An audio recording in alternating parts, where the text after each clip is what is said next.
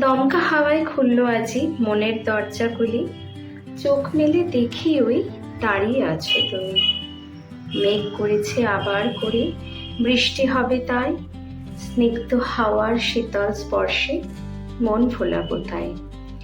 অসম্ভব গরমের পর যেমন বৃষ্টির আশায় আমরা অপেক্ষা করে থাকি, ঠিক সেরকমই আমাদের ত্বকও একটা সুন্দর পরিচর্যা পাওয়ার আশায় অপেক্ষা করে থাকে। তো বন্ধুরা, আজকে আমি সৃজিতা তোমাদের সাথে একটা খুব সহজ উপায় শেয়ার করব। আমার বিউটি ম্যাজিক চ্যানেলে তোমাদের সবাইকে স্বাগত জানাই। আজকে আমি ঘরোয়া পদ্ধতিতে তোমাদের একটা খুব সহজ উপায় ক্লিনজার তৈরি করে দেখাবো, যে ক্লিনজারটা তোমরা রেগুলার বেসিসে ইউজ করতে পারবে এবং এই ক্লিনজারটা ইউজ করলে তোমাদের স্কিন অত্যন্ত চকচকে, পরিষ্কার এবং হেলদি দেখাবে। তো এই ক্লিনজারটা তৈরি করার জন্য আমাদের 4টে জিনিস লাগবে। প্রথমেই আমরা নিয়ে নেব চালের গুঁড়ো। চালের গুঁড়ো আমাদের স্কিনের জন্য খুবই উপকারী।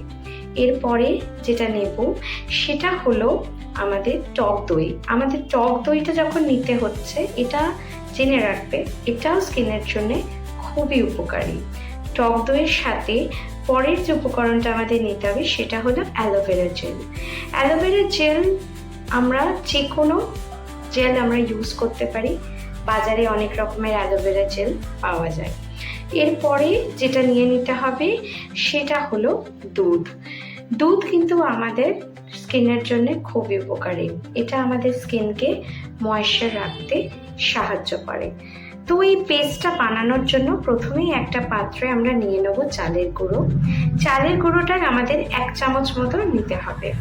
এরপরে যে উপকরণটা আমাদের নিতে হবে সেটা হলো 1 চামচ টক দই। টক দই আমাদের স্কিনকে হাইড্রেট রাখবে। এই টক দই, চালের গুঁড়ো, এই দুটো আমাদের স্কিনটাকে খুব পরিষ্কার করতে কিন্তু সাহায্য করবে। এরপর আমরা নিয়ে নেব অ্যালোভেরা জেল। অ্যালোভেরা জেলটা যে কোনো আমরা ইউজ করতে পারি। তারপর একটু মেশাবো হানি বা মধু।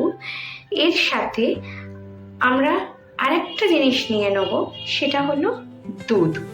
যদি দেখা যায় যে মিক্সারটা খুব থকথকে হয়ে গেছে, তাহলে আমরা ওর সাথে একটু দুধ মিশিয়ে নেব। এবার এই সবকটা উপকরণকে খুব ভালোভাবে মিশিয়ে নিতে হবে। চালের গুঁড়ো, টক দই, অ্যালোভেরা জেল, মধু এবং দুধ, সবকটা জিনিসকে খুব ভালো করে মিশিয়ে একটা স্মুথ পেস্ট তৈরি করে নিতে হবে। এই স্মুথ পেস্টটা আমাদের মুখের মধ্যে লাগাতে হবে। মুখের ওপর এটা অ্যাপ্লাই করার পর এটাকে হাত দিয়ে একটু রাব করতে হবে এবং কিছুক্ষণের জন্য ছেড়ে দিতে হবে। যখন দেখা যাবে যে এই পেস্টটা মুখের মধ্যে শুকনো হয়ে এসছে, তখন একটু জল দিয়ে আস্তে আস্তে রাব করে তুলে দিতে হবে।